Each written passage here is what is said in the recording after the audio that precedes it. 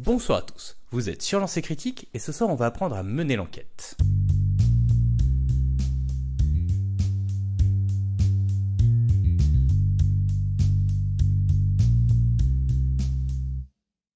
Il y a deux choses que l'on fait beaucoup dans le jeu de rôle, se battre et faire des enquêtes. Il y a une raison très simple à cela, la curiosité de savoir qui a fait le coup, entretenue tout au long de l'histoire par les différents indices, nous tient en haleine et nous pousse à avancer dans le scénario jusqu'à son dénouement pour enfin connaître la solution. De plus, même si gagner un combat particulièrement difficile est plaisant, réussir une enquête est gratifiant, car nous n'avons pu compter que sur nos méninges pour y arriver, sans que l'issue ne soit jouée par quelques jets de dés. Mais comment mener une enquête avec succès ? L'habitude de l'exercice fait que nous avons tous nos petites méthodes, et on va essayer ce soir de synthétiser tout ça, de façon à ne pas se retrouver dans une impasse. Généralement, la première chose à faire va être de s'intéresser à la scène de crime. Vol, meurtre, disparition, peu importe, ce lieu est le point de départ de notre histoire et il recèle probablement des choses importantes, il va donc falloir le visiter. Si c'est une des premières choses à faire, c'est aussi parce que nous avons une contrainte temporelle. Plus le temps passe, plus la scène va être contaminée et perdre de ses précieuses informations. L'accès à cette dernière peut être une difficulté en soi. Lieu sécurisé, garde récalcitrant, autant d'obstacles qu'il vous faudra surmonter pour accéder aux précieux indices. D'ailleurs, une fois sur place, comment trouver des indices ? Déjà, on va regarder l'état général de la scène. Est-ce qu'il y a eu un conflit ? Ou au contraire, est-ce que tout est parfaitement ordonné ? Est-ce qu'il manque quelque chose de précis ? Est-ce que ce qui manque était caché ou bien à la vue de tous ? Est-ce qu'il y a des traces de destruction volontaire, comme des papiers qui auraient été brûlés ? Est-ce qu'il y a des choses qui n'ont rien à faire là, qui ont peut-être été amenées par le coupable ? Qu'y a-t-il dans les poubelles ? Quels sont les points d'accès pour arriver à ce lieu ? Toutes ces questions devraient vous donner un certain nombre d'éléments de départ, en limitant le nombre de mobiles et d'opportunités. L'étape suivante va être l'enquête de proximité. Est-ce que quelqu'un a vu quelque chose susceptible de nous aider ?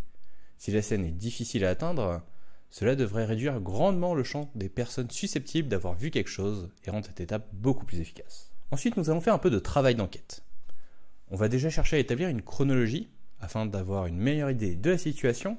On va chercher à savoir ce qui s'est passé avant et après les faits. Le but étant d'avoir la fenêtre la plus précise possible pendant laquelle le crime a pu avoir lieu. Ensuite, on va s'intéresser aux raisons du crime. Les motifs les plus récurrents étant la jalousie, la vengeance et bien sûr l'argent. Comprendre les raisons d'un crime est souvent la clé pour le résoudre. Et il va donc falloir envisager toutes les possibilités. Maintenant que nous avons une idée de quand et pourquoi, il est temps de chercher des suspects. On va naturellement se tourner vers ceux qui ont un mobile et l'opportunité d'avoir commis le crime. Cela nous permettra de nous tourner vers ce qui souvent fait le sel d'une bonne enquête, les interrogatoires. Un interrogatoire est une arme à double tranchant. Selon comment il est mené, il peut vous offrir la solution de l'énigme ou au contraire réduire à néant vos chances de succès. Une des choses à ne pas oublier sur un interrogatoire est que vous n'êtes pas obligé de le faire en une seule fois. Une des premières choses à établir est où était le suspect au moment du crime. Ensuite, il vaut mieux poser des questions courtes et simples. Le but est de laisser la personne interrogée nous donner un maximum d'informations par lui-même sans forcément l'amener précisément sur le point qui nous intéresse. La somme de toutes ces petites questions va vous permettre de connaître l'histoire du suspect. Et c'est là qu'on va pouvoir entrer dans la deuxième phase, celle de la confrontation. Il va falloir jouer à chercher l'erreur entre ce que le personnage dit avoir fait et ce que vous avez découvert avec les indices. L'idée va être de pousser le personnage à mentir en s'appuyant sur ce qu'il raconte, puis de le confronter aux faits réels que vous avez découverts, afin d'établir la vérité. Bien sûr, un scénario d'enquête ne se résume pas à l'application bête et méchante de ces trois phases. Il va falloir faire preuve de réflexion, d'ingéniosité et souvent d'un peu de ruse pour parvenir à la solution. Afin de faciliter la démarche, voici quelques conseils qu'il est bon de garder en tête. Personne n'est totalement honnête. Bien évidemment, il y a de fortes chances que le coupable vous mente.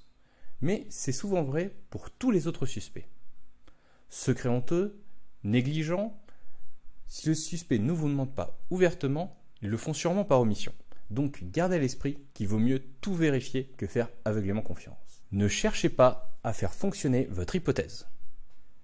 Les indices et les preuves que vous trouvez doivent aider à valider votre hypothèse et non l'inverse. Évitez les raisonnements fallacieux où vous allez interpréter de façon très alambiquée vos informations juste pour les faire correspondre à votre hypothèse de travail. Finalement, et c'est peut-être la chose la plus importante dans une enquête, la solution se trouve dans les détails. Prêtez une attention toute particulière aux informations que donne le maître de jeu. Un simple manteau mouillé peut être la clé de toute l'affaire. Donc prenez des notes, tous les détails, surtout les plus insignifiants. On rejoint à présent mon panel d'experts pour savoir comment eux mènent l'enquête. Par où commencer une enquête? C'est-à-dire que ta présentation était déjà super complète vis-à-vis de ça. Donc, comme tu l'as dit, en fait. Mais peut-être que un truc qui a peut-être manqué, c'est la cohésion dans l'équipe, parce qu'un jeu de rôle, c'est rarement seul. Et même Sherlock, il s'entendait bien avec son voilà. Et je pense qu'effectivement, c'est s'accorder avec les autres sur qui va faire quoi. Et parce que sinon, si ça foire, c'est fini. L'enquête ne sera pas bien menée. Donc en fait, il faut vraiment bien s'entendre avec les autres, bien communiquer, partager les preuves qu'on a découvertes seul si on était seul. Et le mieux, c'est de vraiment se coordonner sur parce que comme tu l'as dit, il y a le temps. Et le temps, il est limité. Et donc, il faut vraiment que tout le monde fasse quelque chose pour que ce temps soit rentable. Du coup, si je résume bien ton axe de pensée, la première chose pour une enquête, c'est de voir les forces et les faiblesses de chacun et d'en profiter au maximum. Ah oui, mais aussi s'entendre, être d'accord sur la manière dont on va mener l'enquête. C'est un plan aussi. Comme l'a si bien dit 608, il y a beaucoup de choses qui ont été dites. Je vais pas avoir grand chose à ajouter, si ce n'est de tenter de procéder par piste et de ne pas se perdre en fonction des éléments qu'on a. Comme tu dis, par exemple, le fameux manteau mouillé ne sera peut-être pas le seul indice qu'on pourra obtenir dans la scène où lors de l'enquête. On a un manteau mouillé, on explore la piste du manteau mouillé. Ensuite, on va peut-être avoir le deuxième indice qui va être la cigarette écrasée hors de la maison alors que le propriétaire ne fume pas. On va explorer quelle est la marque qui fume ce genre de cigarette et ne pas faire 3 milliards de choses à la fois. Après, va y avoir, je vais dire, utiliser les éléments propres à l'époque dans laquelle nous nous trouvons. Certains médias, certaines solutions aux énigmes, certains moyens ne sont pas les mêmes entre l'époque moderne, l'époque victorienne et le Moyen-Âge. Par où commencer une enquête? La première réponse qui vient, c'est par le début. Sinon, le premier truc à faire, c'est aller sur la scène de crime parce que c'est les preuves qui disparaissent le plus vite. Après, le bon truc à faire selon moi, c'est tout prendre en note. Alors, je ne suis pas sûr d'être très performant ce soir parce que je suis en général assez mauvais en enquête. T'es pas le seul. Et je me souviens de voir. Ah, si, c'est vrai. Je me souviens c'est une anecdote. Alors, c'était une soirée enquête, mais justement, on est amené à faire beaucoup d'enquêtes dans soirée enquête. Et j'ai fait une soirée enquête où je jouais Sherlock Holmes. Et c'était terrible parce que comme j'étais Sherlock Holmes, tout le monde venait me voir en me disant alors, qu'est-ce que vous en pensez? J'en pensais rien du tout. Donc, voilà, c'était un peu compliqué. Par où commencer une enquête? Je pense que l'essentiel a été dit. Ce que je pense, c'est qu'il faut procéder de manière assez méthodique et déjà faire le point sur déjà, en fait, bien noter quels sont les éléments dont on dispose et bien faire la part entre les éléments dont on dispose et les hypothèses que l'on est amené à formuler. Par exemple, on doit enquêter sur le meurtre de quelqu'un qui, on sait que le gars dirigeait une entreprise dans les bas-fonds de Londres et que voilà, et avant de se dire ça doit être un coup du second de l'entreprise qui voulait prendre sa place et tout, et de formuler tout un édifice à partir de ça et de mener l'enquête à partir de cet édifice que l'on a construit. Déjà, d'abord s'intéresser à comment il est mort, quelles sont les circonstances, quels sont les témoins, et qu'est-ce qu'on peut déjà établir de sûr sur les circonstances de la mort avant d'échafauder une théorie et que cette théorie conditionne nos actions.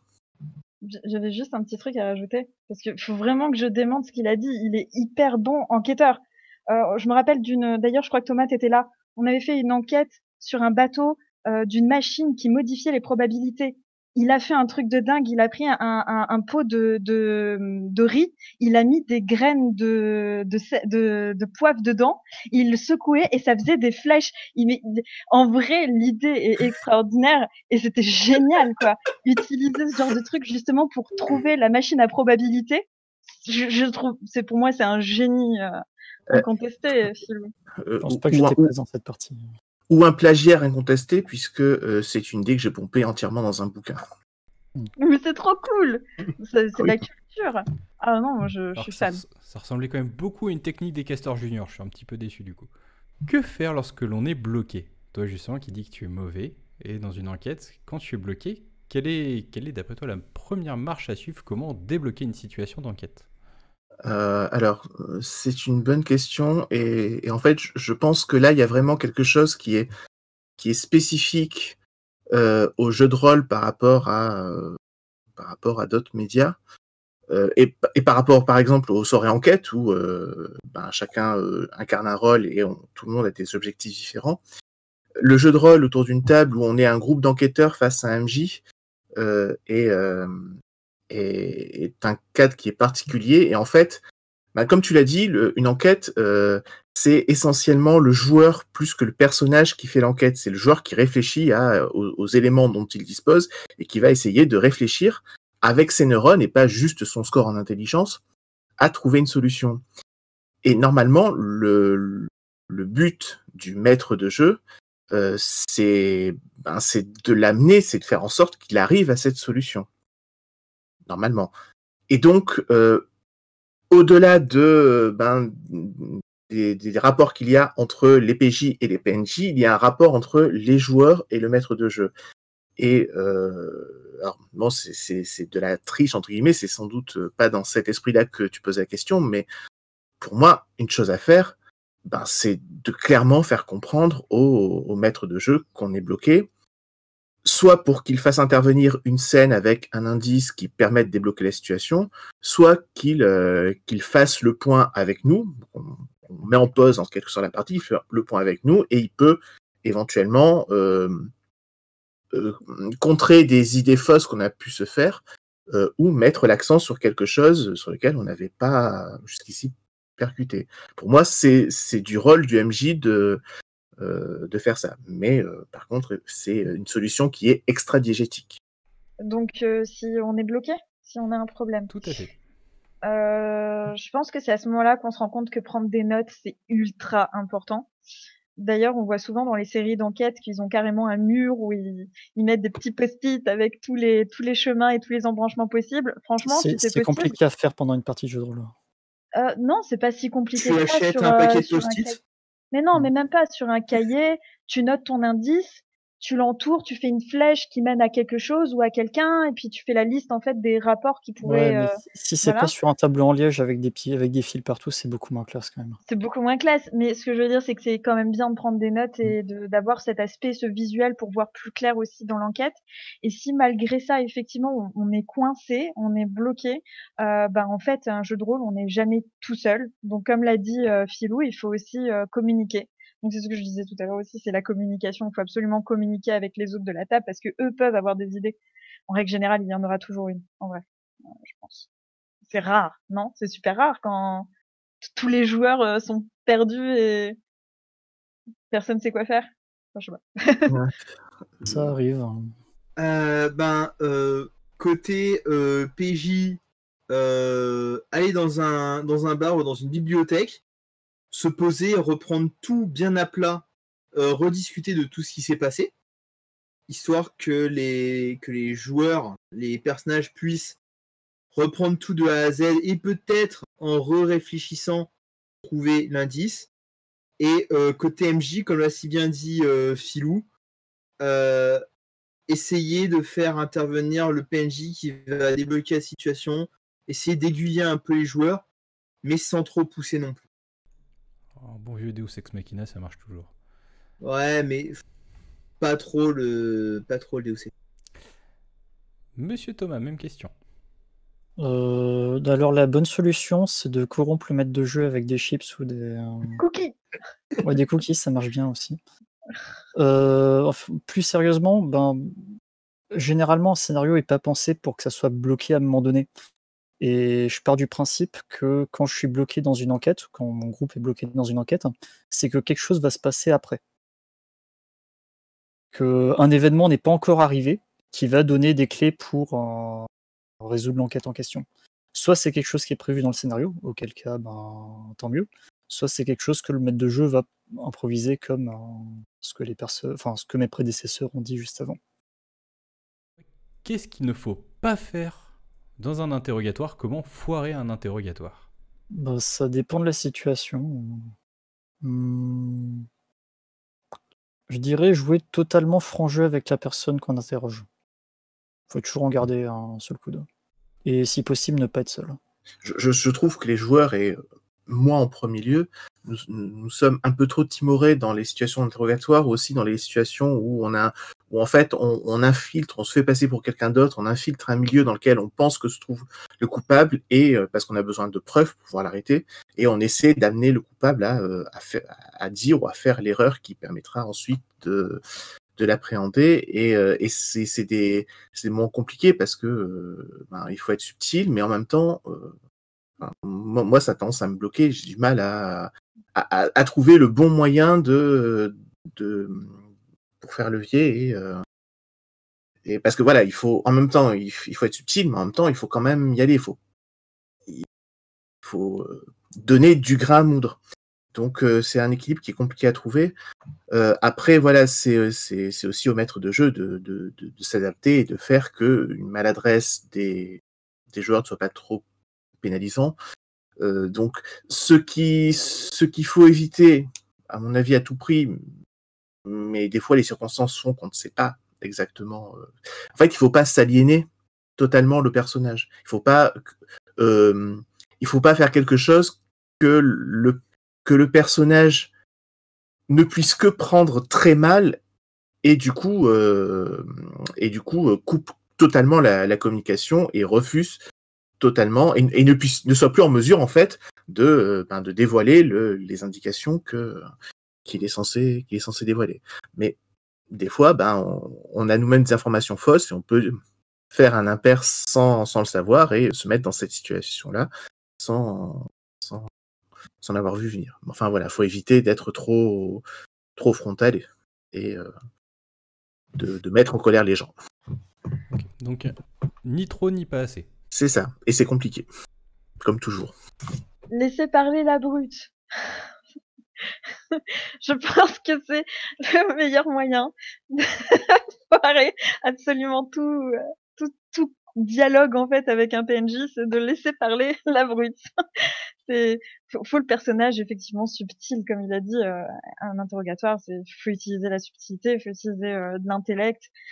Si les joueurs se sentent pas à l'aise, au moins les stats du personnage devraient pallier à ce.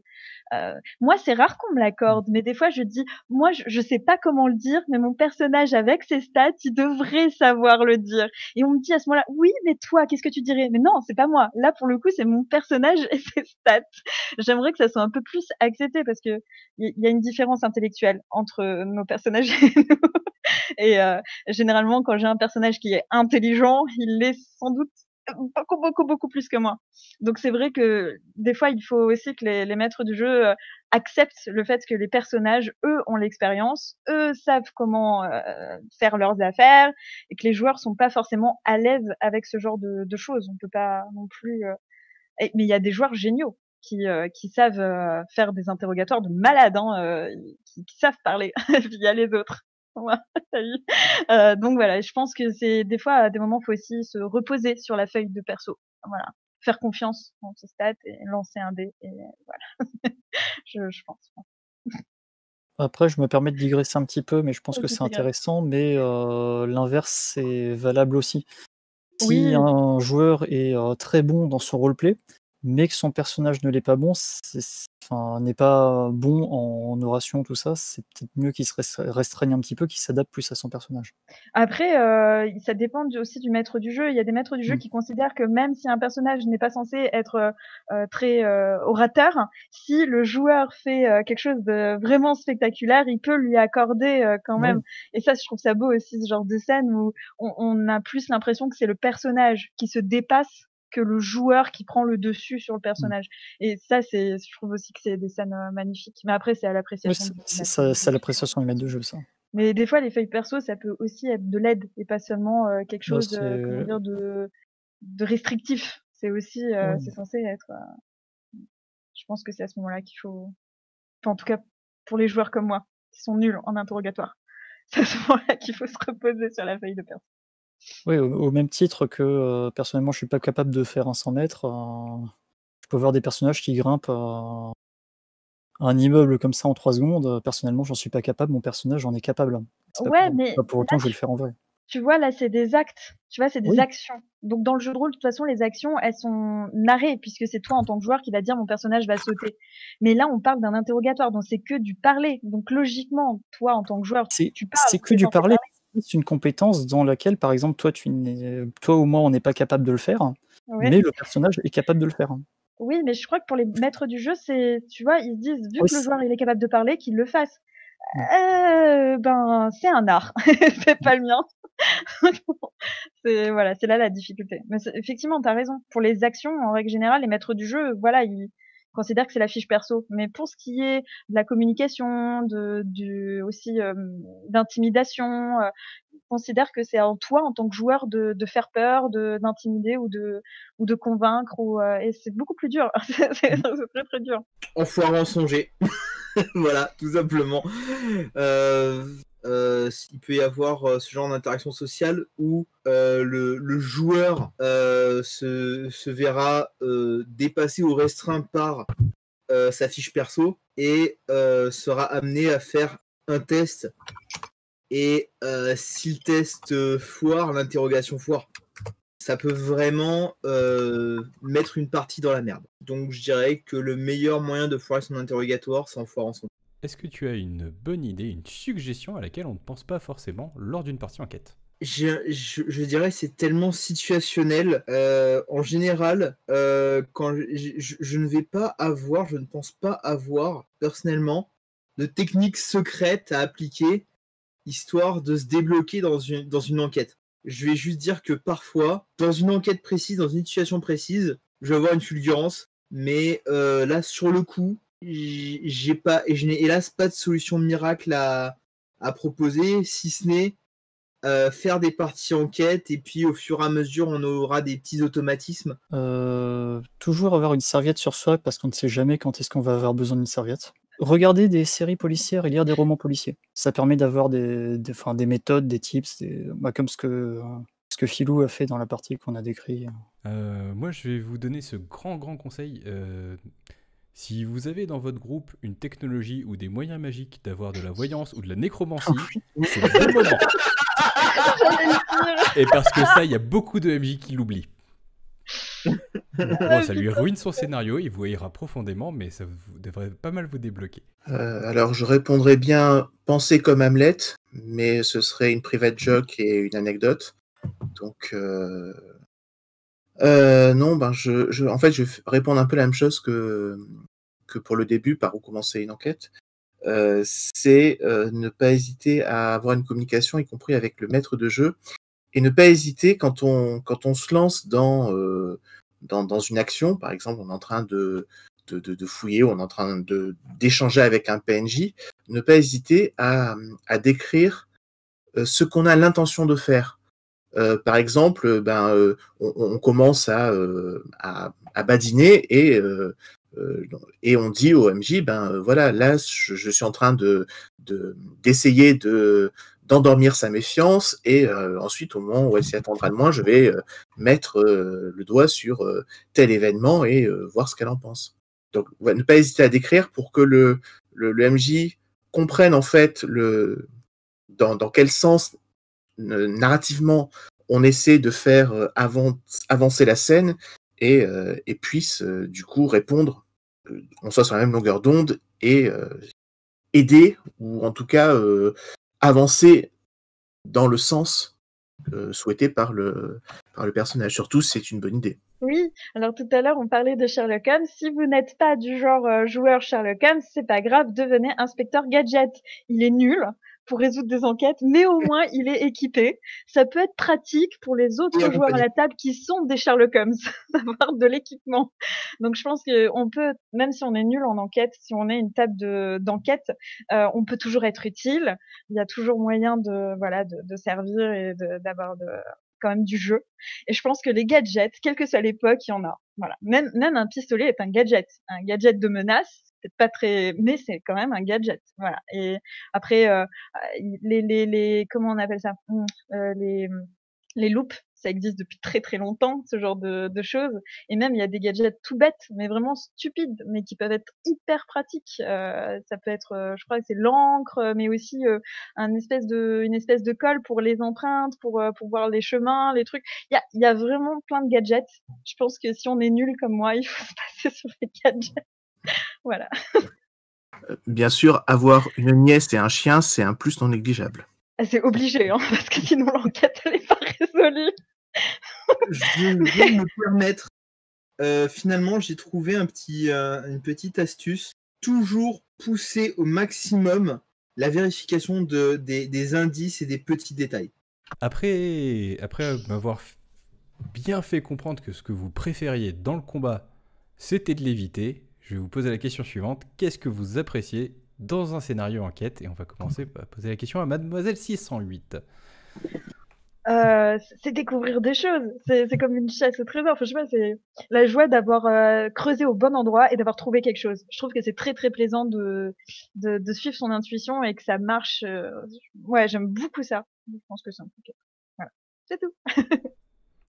La satisfaction d'avoir répondu à l'énigme, d'avoir trouvé la solution. Là où le combat, la satisfaction du combat se fait dans le fait d'avoir réussi un test, d'avoir réussi à lancer le dé, à avoir eu un gros score. Le résultat d'une enquête se fait en partie un petit peu face au résultat du dé, mais aussi surtout face au fait d'avoir réussi un petit peu à déjouer les embûches à la fois du MJ et du vilain, d'avoir trouvé la solution. Et moi, j'aime bien les énigmes, et j'aime bien trouver les solutions aux énigmes. Bah, comme ce qui a été dit précédemment, c'est la joie d'avoir un raisonnement intellectuel, hein, et que ce raisonnement soit juste et se vérifie. Ben, outre le cheminement intellectuel ou intuitif, les petites cellules grises et ça, donc effectivement c'est important, et je me souviens à plusieurs reprises avoir réussi à ce que toutes les pièces s'emboîtent et avoir l'idée lumineuse qui résout toute l'enquête, et de ensuite me rendre compte que je me trompais sur absolument tout. Mais si on accepte cette frustration, la frustration qui suit ce moment est bien. Mais moi, ce que j'aime bien dans les scénarios enquête, c'est que assez souvent, ce sont des scénarios qui font la part belle au roleplay et au fait d'incarner un rôle. C'est là où on peut plus échanger avec les PNJ et également entre nous, et voilà, faire du beau jeu. Ça se prête plus que les scénarios qui sont essentiellement axés sur le combat, même s'il peut y avoir de très bonnes interactions, du très bon roleplay et du très beau jeu en combat aussi. Bien, ma foi, c'était de très jolis mots, donc je pense qu'on va les garder pour la fin. Je vais vous synthétiser quand même ce qu'on a appris lors de cette masterclass. On aura appris que plus l'enquête s'annonce compliquée, plus c'est important d'apporter des snacks de qualité au maître de jeu. Et également que si vraiment vous voulez progresser dans une enquête, il vaut mieux avoir une nièce et un chien. Sur ce, je vous dis bonne soirée et à la prochaine. Ciao. Bye.